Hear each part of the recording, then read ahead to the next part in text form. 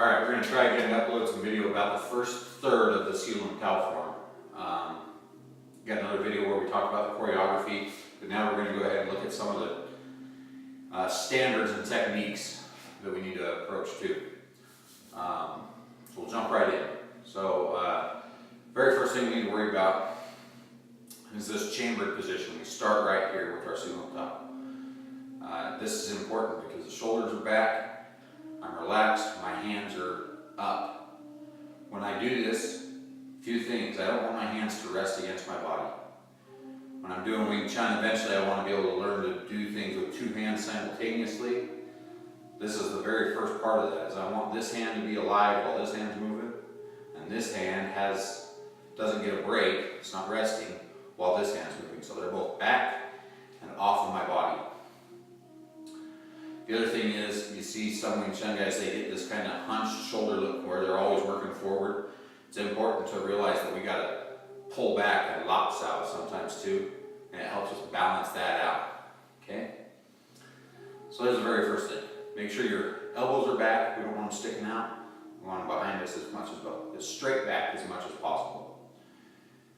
Then the next thing we do is our stance. So we'll set our stance like this.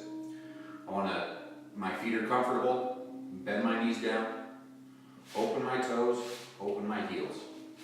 Okay, if I need to do any adjustment, if my feet are too small, if I'm tall and narrow or short, we need to make a little adjustment. Because the first thing that I need to worry about for the standard is that my stance is wide enough that my shoulders fit just inside my inseams down here. The instep rather. My shoulders fall inside my instep. Okay? The next thing I worry about is my knees are bent parallel to my toes. So if I have a plumb bob, my toes and my knees would be the same. Okay? The third set is my adduction. I use my adductors to squeeze my feet flat onto the floor. I don't want to be out or in. You see some of this. We want this squeezed so that my feet are flat, my knees are straight in line between my hips and my feet. Once I get there, I should feel the 5 toes, the top balls of my feet, and the heel all with even pressure on the floor. The next thing I do is I make sure my hips are tucked under me. For my spine to line up straight, I need to make sure that this is under, and I don't want to lean into a fight. So, my feet are wide enough, my knees are bent, my adduction's in, my hips are under me. Then my spine needs to be erect. I don't want to lean back or forth again, but spine erect. At that point, I want to squeeze my butt and my core to hold all this in. Okay. So now that that's all set, it stays there. And it stays turned on the whole time I'm doing my form. Feet flat, stance all active the whole rest of the time. Now we start moving our hands. First thing we do in Wing Chun is to define our center line. I cross Gan Sao's low and Tan Sao's middle and La. At each of those points, my wrists cross the center line. Okay? Then I do that one time, and then I establish my center line with punches. Bring my hand out, and I punch right down the middle. Elbows in line, aiming with this third knuckle. Open, turn, lop, pull back. And I do the same thing with my right hand. Wing Chun balances everything lefts and rights. Then we enter the slow part of Siu Lim Tao. Now we do this slow part so that we can start to ingrain muscle memory. Okay? I open a Tan Sao and I bring it out here until I reach the center line with my finger in my hand. At which point I squeeze my thumb down and put tension on the outside of my wrist, and I start to push my elbow forward. And it's important that the elbow drives this technique. The elbows of Wing Chun move all of the techniques. Now when I get out here to full extension, my standard for Tan Sao, it's a fist distant from my body. It's just about parallel to the floor, if not parallel to the floor. tension on the outside of my wrist, and the rest of it's all relaxed. Okay?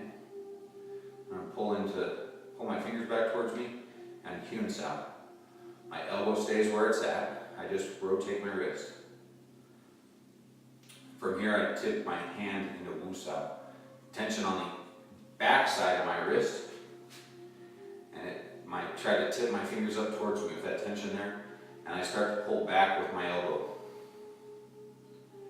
Same thing, elbows driving these techniques. Okay, when I get back to me, focus out. The other important part is when I get back to me that my hand isn't against my body. It stops at about this hand distance away. If my hand ever gets next to my body, I'm liable to be trapped and I can't develop power from here. But if my fist starts away from me, or my focus out, or whatever technique starts out here away from me, it's got my elbow behind it to drive. So I turn focus out. Elbow drives, arm is parallel to the floor, tension on the outside of the wrist, which is on the center line. Once again, I Siu Lim Tao and Wu Sao, all right down the center, all with the elbow driving, and a second focus out. Okay, Wu Sao one more time. Now when I do the same thing here, I stop before it gets too close to me, about that fist, maybe a fist and a thumb distance. I relax, I pop to my shoulder, no further, come back to the center, and I forward strike palm high. Open my palm, Tan Sao, Siu Lim Tao, pop. Now it's got to happen on the other side as well. Okay, so as we do these techniques slowly, we're trying to build muscle memory. We're trying to get this elbow to drive our techniques. And we're trying to understand what we're doing with each one, where the tension is at. Another important thing to realize is that the standard in the form is the standard in the form. It's that easy. When you apply these techniques, we need to be flexible enough that I can do these focus outs in different positions. I can do them at different heights.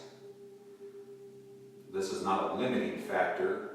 It's just to create the perfect condition for these techniques to live in so that we understand their energy and their purpose. That's two. Hop, back to the middle. Here. For instance, like we talked about the standard for Tan Sao, in the middle, parallel, tension here, elbow behind me, elbow behind my hand. When I use it against a punch in front of me, I can pick it up until this is about parallel to my eyes. I can use it here, I can use it down to here, flat, anywhere in between. I can use it a little bit off the line, but I don't want to reach for things. If I need to deal with a circling punch, I'm going to turn my stance so this stays in front of me. This reaching out doesn't keep my elbow and everything in line, so I would rather turn and keep this in front of my body to deal with things. But it's flexible. Same thing, focus out. It can move and ride. You see that when we're chi stowing, that the focus out will ride. So be aware of the standards. Get this stance and learn it, own it. The more you do this stance when you do Chum Kyu and Buji later, your legs will strengthen just by standing here. New students will have a hard time standing like this for even a couple minutes before they have to stand up and shake their legs out, whatever. So that's the first third. We'll look at the other 2/3 as we go along.